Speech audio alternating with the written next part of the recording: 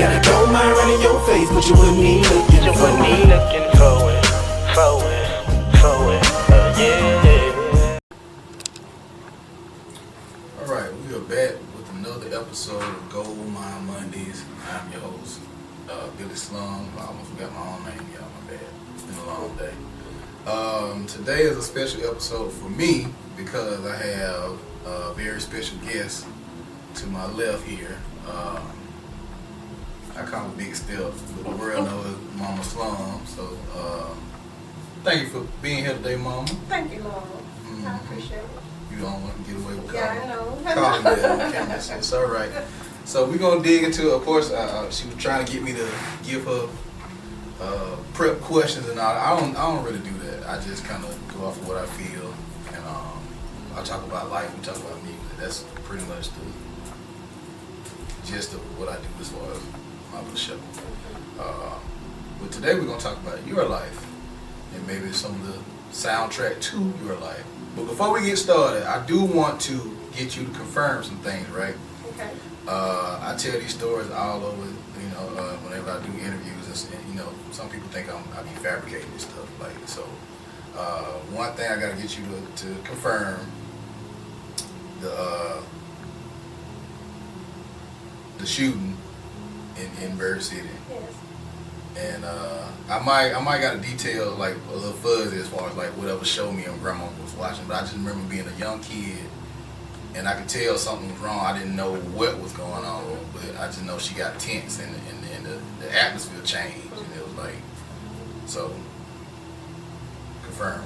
That is true. You were about 4, maybe between 4 and 5, and she had a boyfriend that was a violent man, and she was trying to break up with him, and he came by because she wouldn't take his call and she wouldn't let him come, and he came by and yes, he knew she was babysitting for me, and he shot in the house multiple times, and I was pregnant with your sister, and he did that. So yes, that is true. So the part I didn't know, what I just found out, is that your pregnant mama confronted him. I did, indeed. Okay then. Indeed. Yeah, so the G running my bloodline. I need y'all to know that. So another story I need you to confirm. I don't remember all the details, but I know I got hit with whatever. They said it was a virus. Yeah, it was a virus. You were about 9, and you just got up one day. You couldn't walk, and so I got terribly nervous, and so we took you down to Medicine West. We used to be right there on the corner of Eisenhower and Bloomfield, and they did all kind of testing, but they couldn't find anything wrong. They told me they didn't know.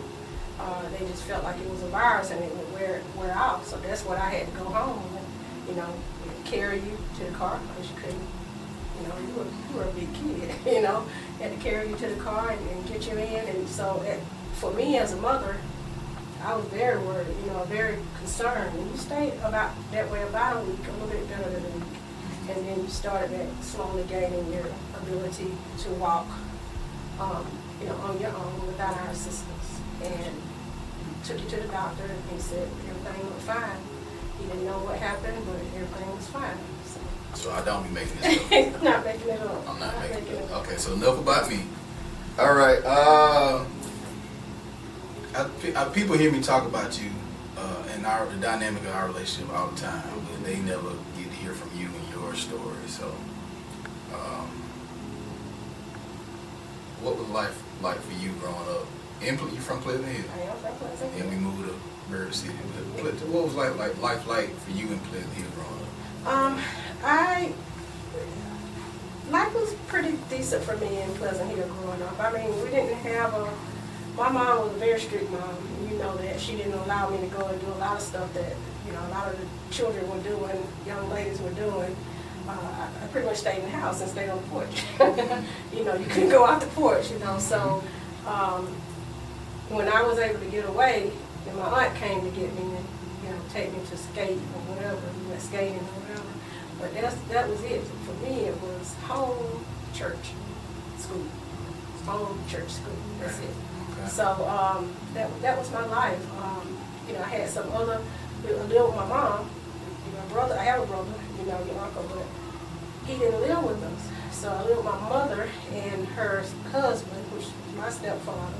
So it was good up until some point, and then it turned into a bad situation. But yeah, so Pleasant Hill was good, and we moved out of Pleasant Hill and moved to Bird City. And we got to Bird City, and you know, I thought it was great because it was like we had a nicer place. You know, it's like. Yeah, crazy. Yeah, you know, move from one hood to the projects, and you feel like you done came up. That's crazy. Came up, yeah. You know. So yeah, it was a good. You know, my mom was very strict though. She was very strict on me, and we stayed in church all the time. And when we moved to Pleasant Hill, I didn't have you at that time. So at some point during the time, once we moved there, you know, she kept me in the house so long, you know, so much, and I sneak out, you know, because I want to get out and see what you're saying. Don't go do. So I did that, and everybody said, "Oh, you made a mistake." No, I believe it was in God's plan for you to come along because, you know, everybody thought, you know, hey, get rid of this baby. You know, you ain't even turned 16 yet. You know, that's okay. I'm gonna raise the child. I'm not gonna abort it. So that was. I did that. I did that. I loved you and did that. So that was a struggle with Mama. She didn't really want me to do it, but she said, "You gonna finish school." So I finished school on time, made very good grades, and you gonna have this baby. You gonna learn how to take care of it. And so I did. I did what my mother. I remember Grandma giving me one story now, but in the process of you learning. Yeah, I know you're gonna say that. So back then, in them times, you had cloth diapers and you had to use the pens. So she was teaching me how to use the cloth diapers and put them on you and fold them up nice and neat, right? So I was putting a big, you know, we had those huge pens back then. So I was putting a pen in, and I didn't realize I was sticking you with the pen because you were crying. I thought you were just crying because you know, aggravated because you had to be changed, but I was actually sticking the pen in your skin. Trying to take me so out. sorry, I'm so sorry. Trying to take me out. But yeah, I was sticking that pen, well, kind of like in your hip. Yeah. And so I did learn though, and get ready to move out, and Mom said, "You're not taking the baby, I'm taking my baby with me." So when I moved out, you moved too, you know, so that was just life, and you know, I learned a lot of stuff, learned a lot of lessons. You know, what did you initially want to be? So that's what I wanted to be a lawyer. That was the first thing I wanted. And then my cousin and I said we were going to drive trucks. Okay, I do remember that. 18-wheelers. And we had planned to do that. Why that? I don't know. We just wanted to do something adventurous and get away and do something. So when we got ready to leave school, graduate, I had you. So I wasn't planning on leaving you nowhere to go nowhere. So she ended up doing that, and today she's still doing it. I think she retires next year. I would have been doing it. I mean, I would have been doing it with her and been retiring with her. But she still drives for the post office, and so she went on to do what we had said we were going to do. So she drove the bigger trucks, and now she's doing more of a box truck. Yeah. Yeah. Those are two things I wanted to do. And play the guitar. You know, I always wanted to play the guitar. And I know that. I started lessons. I started guitar lessons. And the guy across the street was teaching me how to play the guitar. And then I got pregnant. You know, so. So I ruined the plan. No, you didn't ruin my plan. You were in God's plan. Yeah. And it brought me great joy. Why you don't tell me that? I don't know. I don't know a lot of things you won't know. I mean, you know.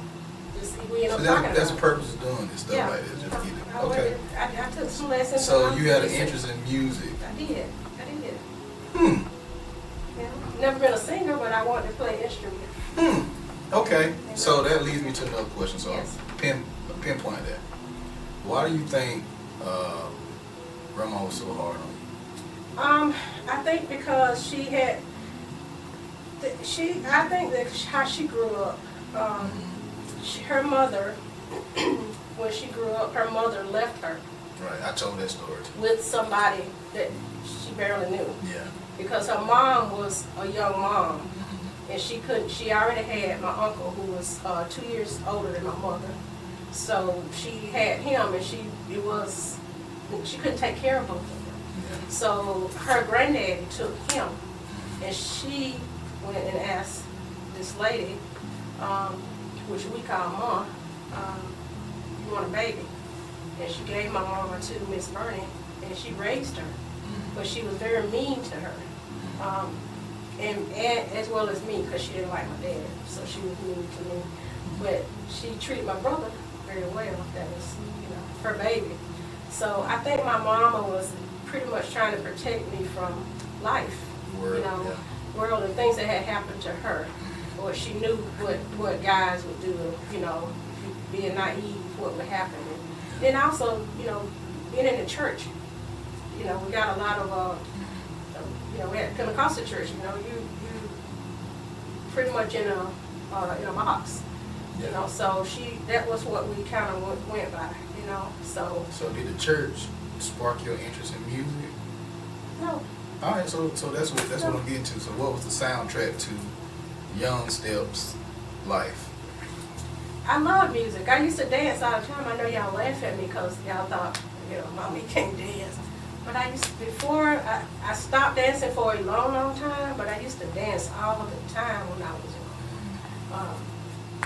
We were hustling, bus stopping, we were doing all that stuff. I'm saying, and I love it. Give me the soundtrack. I mean, I don't know. I can't even remember something. What was some of your favorite groups? Curtis Blow was my favorite. Okay, so look, that's what I'm getting to. That's what I'm trying to get you. Curtis Blow was my favorite. You was my introduction to hip hop. Yeah. Right, I remember just riding the car too, playing music, and hearing like it's different. Like, okay, when you was working, I was with grandma. Grandma listened to the blues. Either that or it's gonna be gospel. And then you introduced me to rap. Yeah. So I credit you for that, and that like blew my mind. Yeah. Just like hearing all these different sounds. So Curtis Blow is your favorite rapper. Yeah. What you like about Curtis Blow? I don't know, I just like the way he laid the lyrics together, Okay. Yeah. And you could understand what he was saying, Okay. And I could learn, And that was your group. Okay. What else? I'm just trying to pinpoint some of your musical influences. Boy, it's been so long, I can't remember a lot of them. I used to love Earth, Wind, and Fire, Just kind of smooth. If it wasn't him, I like the smooth stuff. Sugar Gang. Yeah, I like them. I used to like them. So I do like some bebops. So that's what I'm bebop now. Bebop. That's what hip-hop. That's what we used to say. Y'all changed it to hip hop. We used to say bebop. Okay, school me. So you were coming along like really in the emergence of the bebop or hip hop as we now call it. Yeah. So that was the soundtrack to your life was also the soundtrack to my life. So I'm just trying to trace back to where I first fell in love with this thing. I never even thought about that. But because all the time he rode with me in the car, and I got something. I remember Curtis Blow. Yeah, I remember Fat Boys. Yeah. Run DMC, obviously. LL Cool J. Yeah, I love LL Cool J. What's the other guys? I got that Bobby Brown singing with. A New Edition. New Edition. I used to like them. Mm-hmm. So it's a lot of people that I did. A lot of music. I mean, I like music now. I like cleaner. I don't listen to some of this stuff that's, words in it, like bad. I do hear some bad words, but, not just total filth. I can't do that. But I like music now. I listen to, gospel music a lot. I listen to R&B. So it never occurred to you that you, I guess, was the catalyst of what I do now. It never occurred to me. Until you just said it. And I never thought about it. Yeah, so all these sounds. And then I used to love Lou Rawls. So look, sidebar. My mama used to pull up. She had this, what was that Volvo? Yeah, the Volvo. The Volvo. The muffler was shot. It sounded like, I don't know, like 50 motorcycles at one time pulling up to school, and she be playing "You'll Never Find." Like, man, I'd be so embarrassed to get out of the car. Like, why don't you just Drop me out down the road. Let me walk to school, man. She pulled right up to the front. I should have. Man, Yeah, I'm here to get you. It was the time. But Yeah. everybody knew my mom pulled up. Yeah. I was like, My daddy gave me that car. He gave me that car, and so hey, that was my way to travel, you know. I got you. And you drive what you have. I drove a '65 Cadillac when I lived with it. It's big long car. So, Okay. that's you drive what you have. Pull up at the party, and everybody make fun of you. Stuff in a caddy. That's it. That's what it is. That was a gangster ride back then, though. Yeah, it wasn't no gangster ride for me. Yeah, okay. It was just something for me to wheel around in, and you stood right over there. But you still ain't told me like what made you want to play instruments. I don't know. I don't know. I just listened to music all the time, and all the time in our house, my mama would let me listen to stuff like Do the Hustle, stuff like that. Just something that clean. I could listen to it. She might have wanted to hear it, but then my aunt Ann, she would come to the house. That was her style of music. So, we listened to the music, and then we went skating all the time. So Ann got you into the No, she really didn't. I just, world of music. I'm just saying. Yeah. But I really just listened to it myself, So, and then she helped it along, I should say. She helped me, because they would come to the house, and that's the kind of music we would, Rose Johnson, we would listen to all that kind of stuff. Yeah, give it to me. That's stuff I need. Coming back to me. But Okay. yeah, I don't know what it is that I just felt like I wanted to play an instrument. And, I don't tell a lot of people that, but yeah, I was taking lessons from the guy across the street. He was a very good guitar player. He started training me to play guitar. So you think you still can do a few chords? I don't know none of it now. You sure? Probably not. You might be like riding a bike. Try and see. Get on a bike. When you haven't been on one in a long time, you got to stabilize yourself. So, Okay. yeah. So that's crazy because when that thing birthed in me, you would try to shut it up. I did, because you would get on my nerves. I mean, That's crazy work. beatbox That's all wild. the time. You just making some beats all the time. That's all I heard. Those same little noises, and it was driving me insane. Okay. So yeah, I did, and I'm so sorry for that. I do apologize. It's all right. Yeah, I mean you couldn't stop. I couldn't stop it because it was in you. But yeah, you used to make so much noise and beat on the stuff, and I always got some beat going, and I was like, it's driving me crazy. Stop all that noise. But it's what you made. I didn't realize it. I hear you now. Okay. I hear what you're saying. All right. So we're gonna transition. I know you don't like to be in front of the camera. My mom don't like cameras. I don't. She don't like public speaking, which ironically now is what she's starting to do. Public speak. Yeah. So talk about it. You ain't gotta get into detail, but just talk about it. I've always been a shy person. My mom always said when we went to church, of course, like I said, we're a Pentecostal church, and girls are supposed to be seen and not heard. So you don't be loud and wild and out, and so that's stuck in me. It's stuck in me to this day. It's hard to break that. What you doing? I'm doing it. I'm doing it. And then, things along the way happened to me in my life that made me regress. Come back in the closet, And so I'm trying to push out of that now. But yeah, it's always been a shyness when you feel like, I don't know. And when I grew up, I didn't have the best clothing. I didn't have, best shoes. I just took hand-me-downs. And you always felt like, when I went to school, I saw these girls that have on these nice clothes and, like they dress to the T, and I'm wearing something somebody else had. Sometimes that can bother you as a child. Psychologically. Yeah, psychologically. And so all those things that made me feel like, I don't look like them, And then they were really outgoing girls, and seemed like they had everything. So I always felt like I was,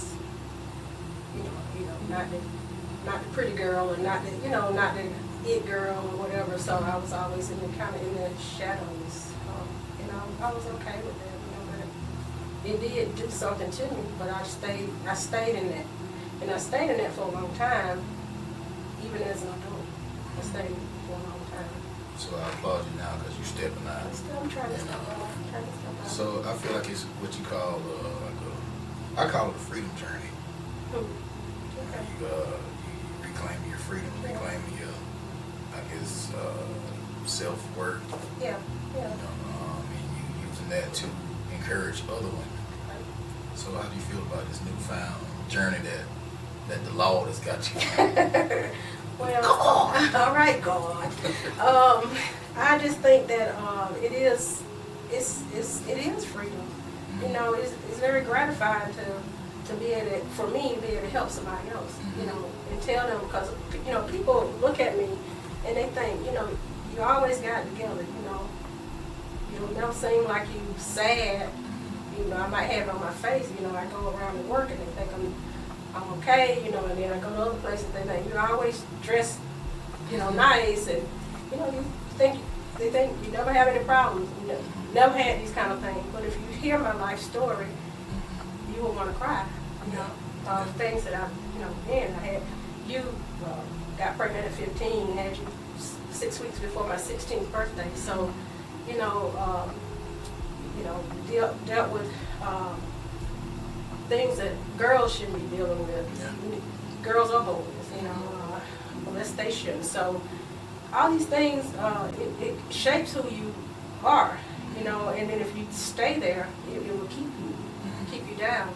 So I, thanks to you, got the courage to go to counseling, which has helped me greatly. I gotcha. So I'm good. I'm good. I'm coming out of the hole. I think a lot of things that we go through in life are really not for us. Yeah, I agree. Just to help other people down the line. I agree. So I think, it's testimony. Yeah. I think this is, and everything don't have to be, surrounded, like, centered in church, per se, church. But I think this is the ministry that you're doing for young women. And, I commend you. It's good. It's crazy to see you standing at podiums and speaking to people and doing women's conferences. This my mama don't like to. Anytime you pull out the phone trying to take a picture, she would do this. Get the camera out my face. You be fussing, and now you speaking to crowds. So if anybody ever need to book my mama for a women's conference, don't call. Nah. You notice the words I said. I said book her. You can reach out to me. I'm a manager. And we'll facilitate Take that. yourself, maybe manager. Yeah, we'll facilitate that. I said book. If you follow on. But I think it's a powerful thing you do, and I think you are now just stepping into a season where you can impact so many lives. Yeah. And I think you have already, and you don't even realize it. Yeah. Just the people who have heard your story, and people who reach out to me privately and disclose things similar things that they've gone through, and how much they are motivated by your story. Some of the stuff I don't even tell you because people disclose like their personal stuff to me. I'm not going. Right. You know what I mean? But it's so many females that have come to me because of your story. That's good. Yeah, you doing a powerful thing, and you made a powerful being, man. I know you. I got on your nerves. Because I tell people all the time that you were, the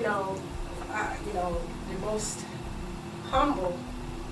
Well, let's go back a little bit because you try to smell yourself. But then you came back around. I'm trying to smell myself. Yeah, you did.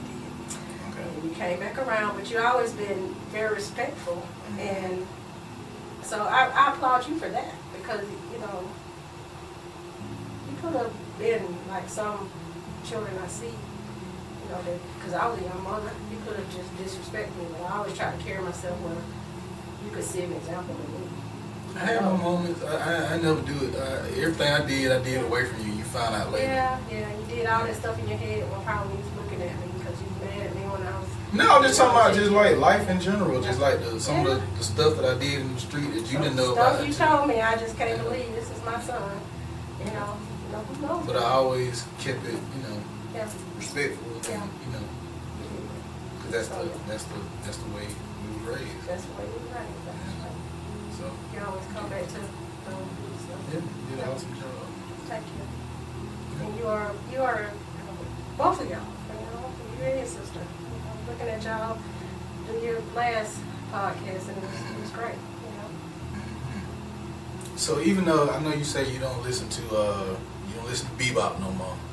Well, hip hop now. We can change the word to hip hop. You don't listen to bebop no more. What do you think about some of the stuff that your son has done? Well, I think that you have done a lot of good music.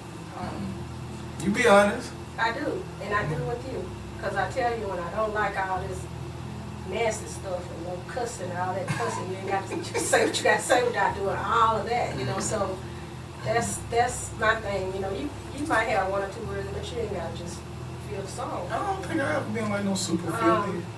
And I'm just gonna tell you, I'm just be honest. I don't like listen. I'll listen to your love song once just to hear what it is, but I don't want to hear no love song from a child. Oh, okay. Okay, so. You don't want me hear me talking about procreation and all No. that. Okay. I got you. Wow. Yeah. Okay. I'll listen to it once just to see. Oh, that's nice. But then I'll let somebody else listen to it. So my own mom be hating on me, y'all. I'm not hating on you. My own mom I'm not be hating on you, son. Wow. I'm just saying. Okay. But it's not something your mama want to listen to Okay. from her son. Okay. But you admitting that you like it, you just don't want to listen to it. Yeah, and I'll tell you that. I'll Okay. tell you that. Alright. Yeah, I'll hear it. Let me hear it one time, and then that's it. A lot of times people see me, and they see me, and they think, I had one of my classmates say, I was always scared to say something to you because, speak, because you always look so mean. I said, I'm not mean. You tell me, I always look so mean. I'm not a mean person. I'm looking at the camera because I've been getting this my whole life. Yeah. And you say the same. Okay. And then when they start talking to me, they see realize, that like, I'm you're not a the mean person, person. I said, I'll be your best friend as long as you treat me right. If you don't treat me right, that's when you got something on your hand. But other than that. People always mistake my exterior. It's just, I think we get that from granddad. It's Yeah, just that right now. Yeah, my dad gave us that. He blessed us with that friend. I can be your best friend if you let me be. Yeah. Do anything for you. Shirt off my back.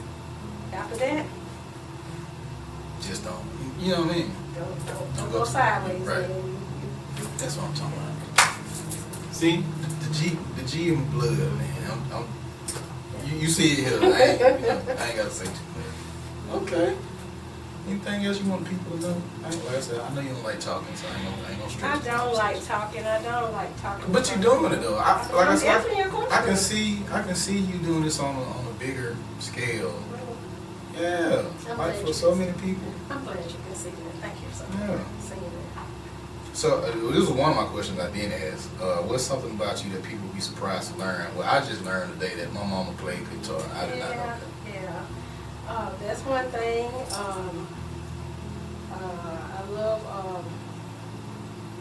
can't even think of his name right now. I haven't listened to him in a while, but I'll come back to him. But I did CrossFit for a while, You did CrossFit. I know how to cook. People say, you see me, I had somebody in the gym one day say, My mama is strong. you don't know. You cook? You cook? I said, I cook. I clean. I wash my own car when I need to.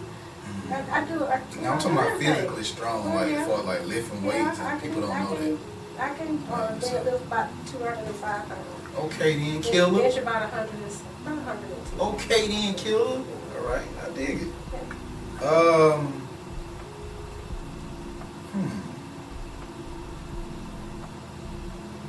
What do you hope your story provides? Like when you do these conferences and you speak to these women, what do you hope that your story provides to these young mothers or just women in general? I would hope that people will be comforted in whatever their situation they're in. If they're in a bad one, have courage to seek help or walk away from a bad situation. just to be able to help somebody to come out of a low place is would be great for me. You know, I like that helping. Yeah. And also, who would you say was like who had a huge, even though like you had some rough patches in childhood, who was that one person that influenced you who impacted you in a positive way in childhood? I had some godparents, Reverend and Sister Dumas. They seemed like when I was always getting fussed at, don't do this, you're not doing this, but I could get with them, and they just lift me up. Well, they'll say, don't do that, she's all right, Or when I learned how to drive, they were the first people to let me learn how to drive. They put me in their big car and taught me how to drive. But they were more positive, people to me. And they're dead and gone now, but I do remember them. So those were, I had so little. I didn't have I talk about people around. Right, because my mama didn't have family. She didn't have family. Yeah. Just like me now, I don't have family Yeah. like that. I have my couple brothers and that's about it. I don't have a whole bunch of people in this family, so I didn't have a lot of folk around me that were positive influences for me. But those two people were they were praying people, and they just always. So they saw you. They saw me. Yeah. Yeah, they saw me. How important is it to be seen? It's very important to be seen. Because when somebody can see you, that means they're listening to you, they're understanding you, and I haven't had that, in my life for a long time. So just being able to go to therapy and understand just how important, because I didn't know that it was that important until just recently. That was a big thing. It's good for somebody to see you. That means they listen. When people can remember things about you, they can check on you. Not just, I'm doing it out of routine, but I remember you said this. I remember you said that. How are you with this?